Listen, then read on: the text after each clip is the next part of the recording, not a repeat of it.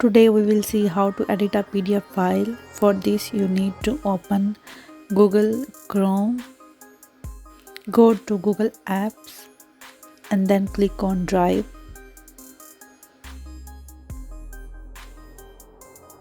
Here click on New and then click on File Upload.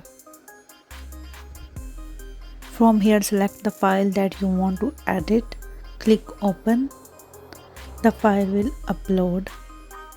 Click on the file to open it. Now click Open with Google Docs. It will open the file in the Google Docs where you can edit the PDF. Here you can enter the information that you want by just clicking where you want to enter the data or any word or any text. You can also edit the table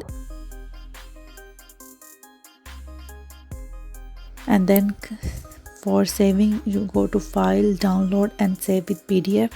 The PDF is downloaded and you can see the information is filled. I have just made it for just showing you how you can do it. You can do it better by filling the required information. Thanks for watching.